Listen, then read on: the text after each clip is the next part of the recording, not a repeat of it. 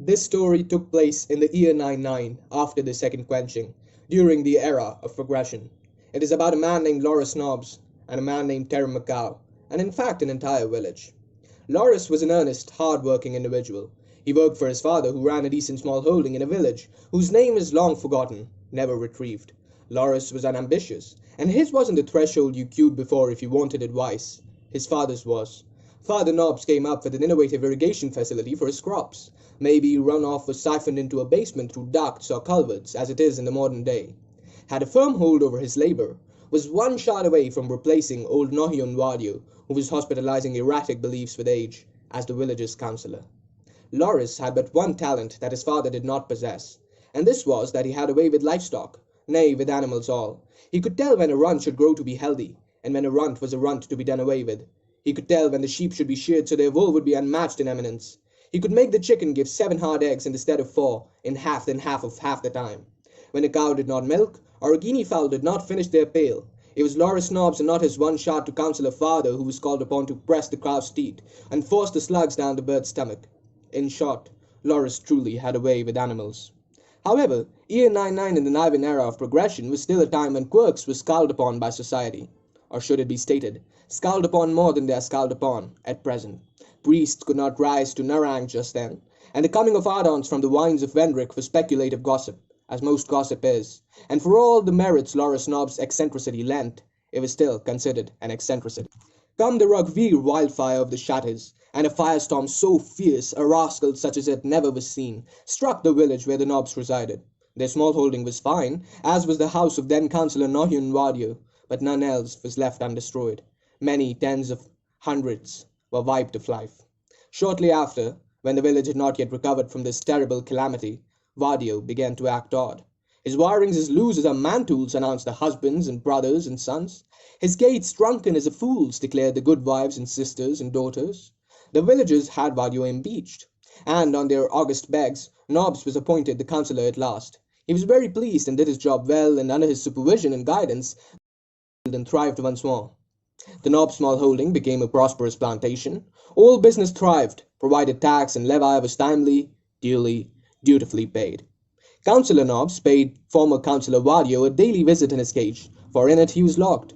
It was a cage placed on an erected platform at the center of the village, where mad Nohion Wadio was in sight of all. From the top bars of the cage hung a gibbet, and it was Wadio's choice to choose his death or live an underfed life of shame. He held on to life dearest for quite some time before giving in to the rope.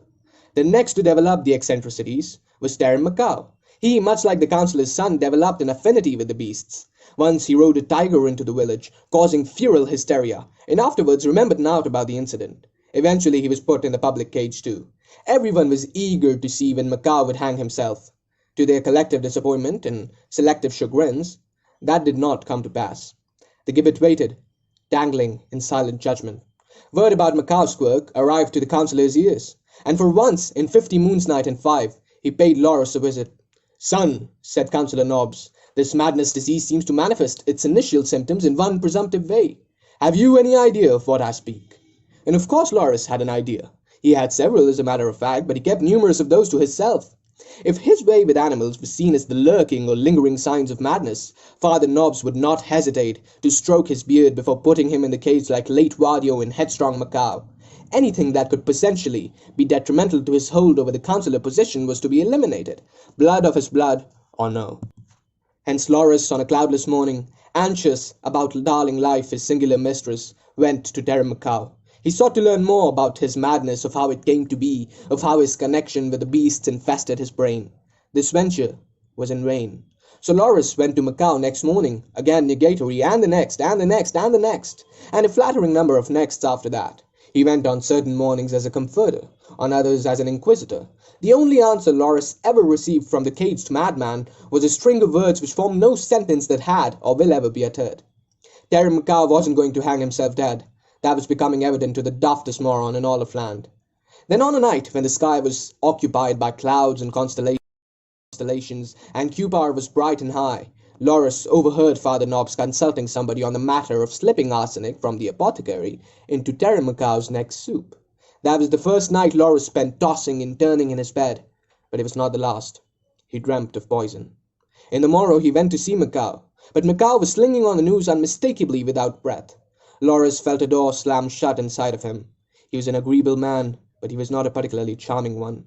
Terra Macao, mad or not, had inadvertently become Loras's only friend and confidant, life to life being his only mistress. With this realization, many other lids, windows, and doors shut inside Loras. He tapped into the anger and sadness in his everywhere, and magically, the cage in front of him crushed under air and turned into a spheroid of iron bars. Loras knew then that he was different, and that should he stay, he would suffer a similar fate to his friend. He fled the village the same evening, no aim in mind except putting as much distance between himself and Councillor Nobbs as possible. Loras and the cage.